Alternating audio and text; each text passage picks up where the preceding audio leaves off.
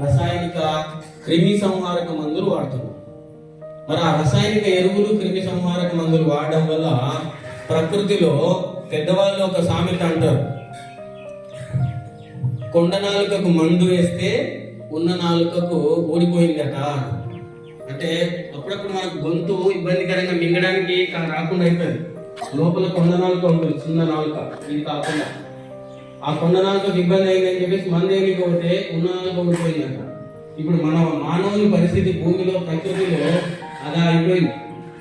మనం ఏదైతే సుఖాన్ని పొందాలనుకుని మనం చేస్తున్నామో అందులో భాగంగా ఈ రసాయనిక ఎరువులు, క్రిమి సంహారక మందులు, సంకర జాతి విత్తనాలు వాడి ఆహార ధాన్యాలు ఎక్కువ మొత్తంలో పండిస్తున్నాము. ఆ క్రమం లోపల ప్రకృతిని ఎక్కువగా మనం నాశనం చేస్తున్నాం. మరి ఆ రసాయనిక ఎరువులు, క్రిమి సంహారక మందుల నుంచి తయారు చేయాలి అంటే మళ్ళీ ఫ్యాక్టరీలు కావాలి. ఆ ఫ్యాక్టరీలకు శిలాజ ఇంధనాలు ఎక్కువ మొత్తంలో బొగ్గు వాడాలి, పెట్రోల్, డీజిల్, కిరోసిన్ వాడాలి. మరి అవన్నీ వాడినప్పుడు ఏమైపోతుంది అంటే అవి కూడా సరిగా మండక ప్రకృతిలో గాలి కాలుష్యాన్ని చేస్తున్నాయి.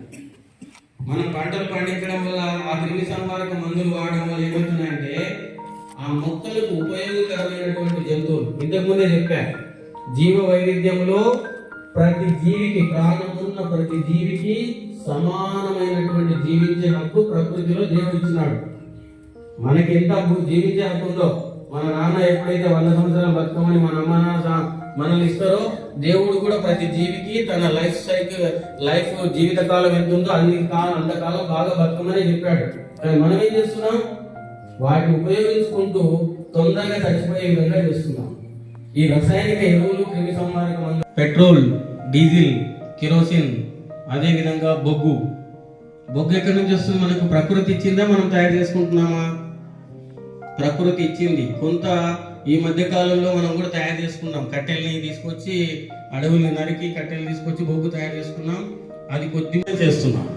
సరే, ఇది ఒక జీవి అనుకోండి, దాన్ని నాశనం చేయడం తప్పు కదా? నాశనం చేయొచ్చా? మరి అటువంటి జీవ వైవిధ్యాన్ని రెండవ తెలివైనటువంటి జీవిగా ప్రకృతిలో మనం ఉండి మనము ఆ ప్రకృతిని అంతా కూడా నాశనం చేయాలని చూస్తున్నాం. ఏ రకంగా నాశనం చేస్తున్నాం? అడవులు మొన్ననే లాస్ట్ నెల డిసెంబరు, జనవరి నెలల్లో మనం రోజు పేపర్ చూస్తేనే లేదా సోషల్ మీడియాలో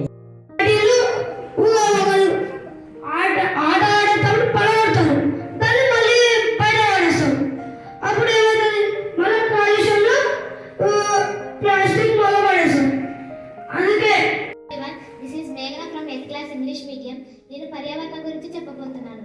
పర్యావరణం జీవులకు మరియు పరిసరాలకు కలిగి ఉంటుంది. పర్యావరణం ఆరోగ్యకరంగా ఉంటేనే మనమందరం ఆరోగ్యంగా, ఆనందంగా ఉంటాము. పర్యావరణం మనందరికీ జీవన విధానం. అది మళ్ళా